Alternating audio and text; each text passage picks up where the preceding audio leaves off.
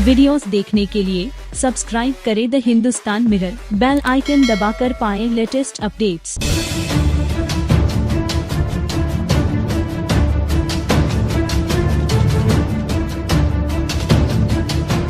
उत्तर प्रदेश शिक्षक पात्रता परीक्षा यूपीटीईटी के पेपर लीक मामले को लेकर जांच शुरू हो गई है। अब तक 29 लोगों को गिरफ्तार भी किया जा चुका है। 20 से ज्यादा संदिग्धों को हिरासत में लेकर पूछताछ की जा रही है। फिर भी सवाल ये है कि प्रदेश की सबसे बड़ी परीक्षा का पेपर लीक कैसे हो गया। अब भी कई ऐसे सवाल हैं जिनके जवाब मिलने बाकी हैं।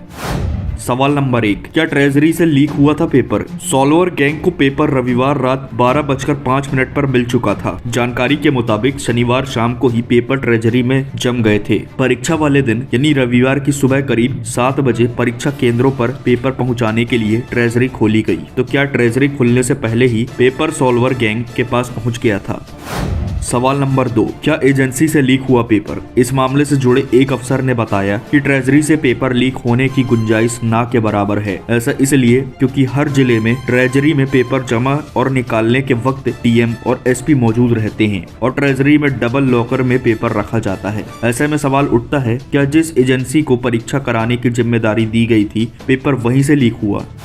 सवाल नंबर 3, पहला पेपर कहां से लीक हुआ? एसटीएफ ने कौशाम्बी से लैब टेक्नीशियन रोशन पटेल को गिरफ्तार किया है। उसके मोबाइल से ही पहला पेपर मिला है। रोशन पटेल को रात 12 बजे मोबाइल पर पेपर मिल गया था। उसे ये पेपर संतोष नाम के व्यक्ति ने प्रभात नाम के शख्स के जरिए भेजा था। इसके लिए रोशन पटेल से 5 लाख रुपए लिए गए थे। इस मामले में मेरठ से भी 3 आरोपियों को गिरफ्तार किया गया है। इनके पास से दूसरी पाली का पेपर मिला है। तीनों आरोपी रविवार सुबह परीक्षार्थियों को 50-50 हजार रुपए में पेपर बेच रहे थे। प्रयागराज से सॉल्वर गैंग के सरगना सॉल्वर सप्लायर और कई सॉल्वर गिरफ्तार हुए हैं। इन सभी से पूछताछ के बाद भी अब तक यूपी एसटीएफ उस सिरे को नहीं पकड़ पाई है जहां से ये पहला पेपर लीक हुआ है।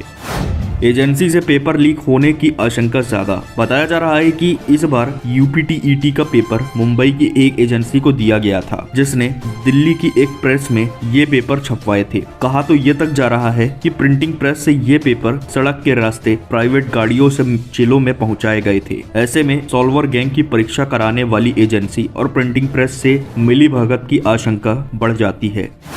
केंद्रों में आने से पहले ही लीक हो गया paper. STF chief Prashant Kumar ने बताया कि इस मामले में निचले सिरे से सॉल्वर की जांच की जा रही है। सॉल्वर और सॉल्वर गैंग सरगना को तलाशते हुए उस सिरे तक पहुंचा जा रहा है जिसने ये पेपर लीक किया है। इसमें 1-2 दिन का वक्त लग सकता है। हालांकि ये बात तय है कि पेपर परीक्षा केंद्रों में पहुंचने से पहले ही लीक हो गया था।